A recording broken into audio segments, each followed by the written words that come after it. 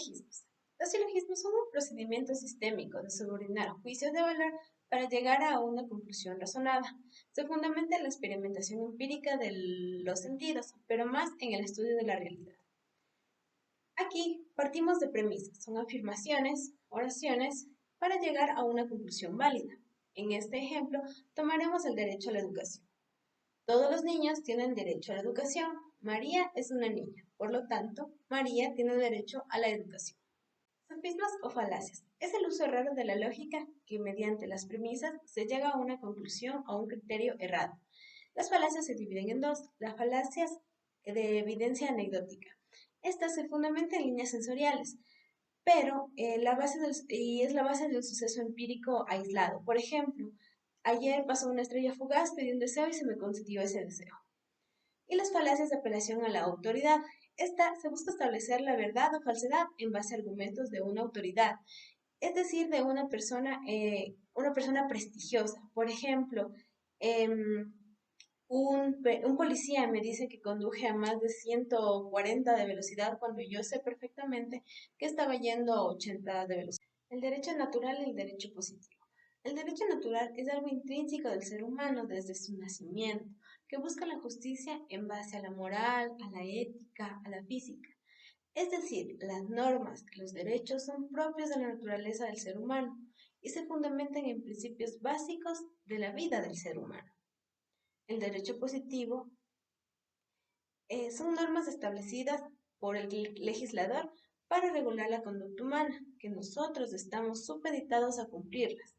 En el caso de infringirlas, a nosotros se nos puede aplicar una sanción y está alejado de la moral y la ética. Ponderación de Robert Alexy. Con este mecanismo se demuestra que cuando menor es el grado de afectación de un principio o un derecho, mayor debe ser el grado de afectación de otro, llegando así a una conclusión razonada sobre qué derecho debe ser protegido o precautelado. Empezamos el ejercicio con un problema de derechos en colisión. José es un menor de edad que ha sufrido un grave accidente de tránsito. Este es llevado a una casa de salud, donde de forma inmediata, por la cantidad de sangre que se ha perdido y la gravedad de la lesión, es necesario realizar una transfusión de sangre. Sus padres manifiestan que son testigos de Jehová, que no puede realizar una transfusión de sangre, por lo que no conceden el permiso. Los padres manifiestan que deben respetar su libertad religiosa, sus cultos y tradiciones, sin importar que el hijo muriera. Los médicos, con la finalidad de hacer su trabajo para salvar la vida, realizan esta transfusión. José vive. Sin embargo, sus padres presentan una acción al hospital por no respetar su derecho. Una vez planteado el ejercicio, empezamos con su resolución. Para empezar, hay que plantear qué derechos están siendo vulnerados. En este caso, están siendo vulnerados el derecho a la vida y el derecho a la libertad religiosa.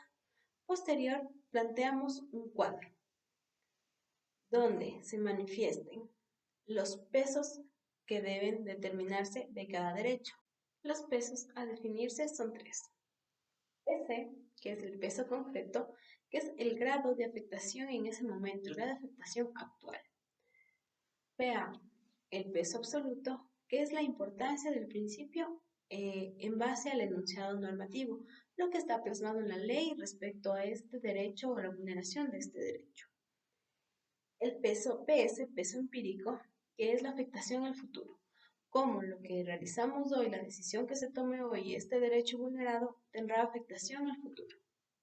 Una vez sabiendo esto, empezaremos con las medidas.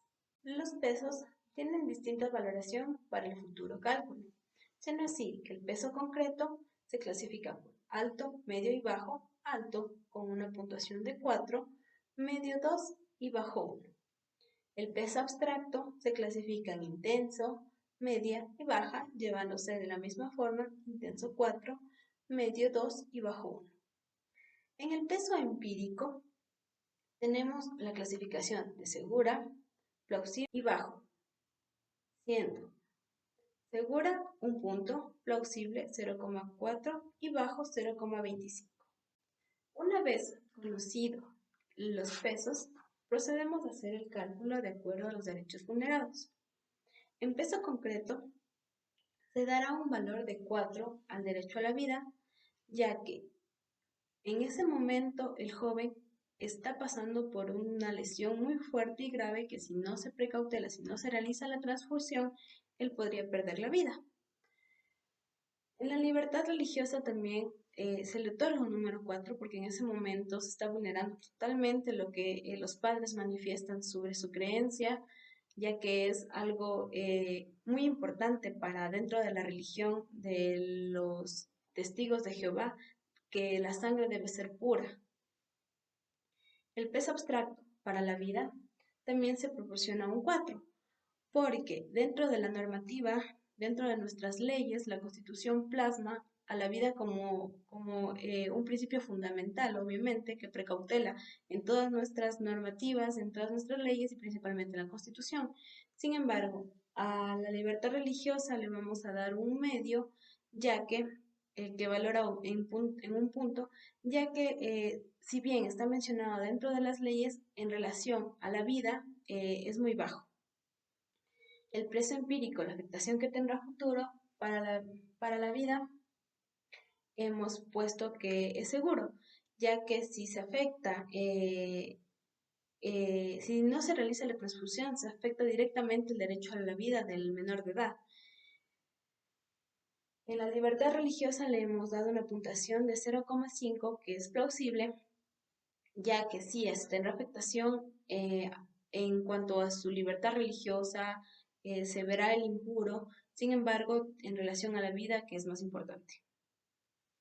Una vez conocidos y plasmados los valores, tenemos nosotros una fórmula, donde es P1, P2, peso concreto 1 por peso abstracto 1 por peso empírico 1 sobre el peso concreto 2 por el peso abstracto 2 por el peso empírico.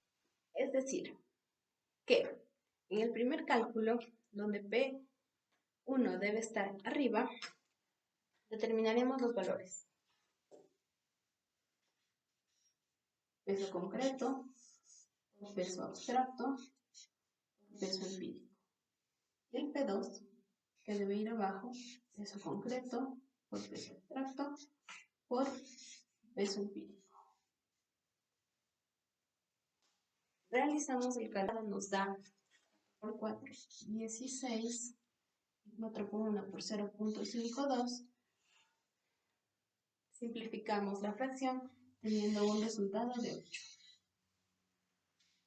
Para calcular la siguiente, tenemos que dar la vuelta a esta fracción, por lo que quedaría así.